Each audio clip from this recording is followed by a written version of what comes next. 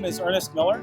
I'm a chef, a historian, and educator. I specialize in California food history. I love California food history because California is the greatest food region in the world.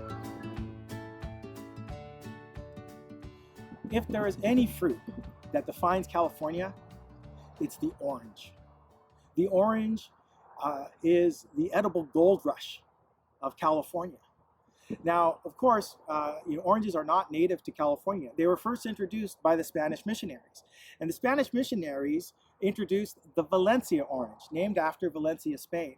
Now, the Valencia orange is a great orange. It's a great juicing orange. All that orange juice that you see in the stores, that's Valencia oranges. Of course, what I like to say is that, Florida oranges come in cartons and California oranges come in peels, as God intended. But the Valencia orange was the first orange introduced to the United States, introduced to California. The very first orange orchard was at Mission San Gabriel down in Southern California. And we were growing oranges in downtown Los Angeles as early as the 1830s. Now, the orange, of course, that made California famous was not the Valencia orange.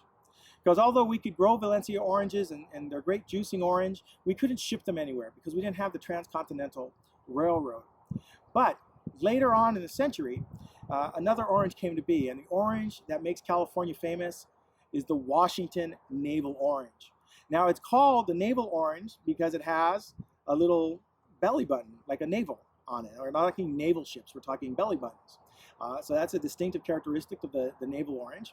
And it's called the Washington navel orange because it was discovered in Bahia Brazil by an American missionary who was not only converting the natives to Christianity, but was also a biologist and a naturalist, taking a lot of notes, taking a lot of clippings. And in the city of Bahia Brazil, which is a coastal city in Brazil, famous for its seafood, by the way, if you ever get a chance, they found an orange tree with thick, easy to peel skin, seedless, and not that juicy. Now you might think, well, don't you want a juicy orange? Well, you don't want a juicy orange in the 19th century. And the reason is because remember, maybe you take a bath once a week on Saturday night, and doing the laundry is kind of expensive. So you don't want a juicy orange going to be melting all down your chin, making a mess. You want an easily peelable orange that's easily segmentable that you can just eat without making a big mess. So it's a perfect eating orange. And so this missionary took some clippings and sent them to her friend in Washington, D.C., who happened to be the head of the United States Department of Agriculture, which is why it's called the Washington navel orange. Now, they did send some of these clippings down to Florida to see where they do well, because Florida already had a Valencia orange industry. But they didn't do well. In point of fact, actually, Florida not the greatest place to grow a lot of citrus. They do a great job with Valencia oranges, but not that many other varieties. In 1873, a woman from Riverside County, California, one of the greatest Californians to have ever lived, one of the pioneers, one of the founding mothers of California, Eliza Tibbets, goes to Washington, D.C. and visits her friend, who happens to be the head of the United States Department of Agriculture. And she says, hey, we just bought a bunch of land in Riverside. What do you think we could grow? And he says, well, why don't you try these orange trees? So she takes 3 trees with her. One of the trees dies in transit. One of them lives only to the 1920s. But that third tree is still alive today. It is a California State Historic Landmark. It is the parent Washington navel orange tree at the corner of Magnolia and Arlington in the city of Riverside. It's behind fences and it's covered with netting, but it's still producing oranges to this very day. So Miss Eliza Tibbets had her 2 trees, and she plants them, and she waters them from her own sink. She babies them. And in 1878, she enters the oranges in the Riverside County Fair. And she begins to win all the prizes for having the best eating oranges there are. And she becomes a very wealthy woman by selling her oranges and then selling the clippings, because the Washington navel orange, in order to breed true, must be grown by grafting.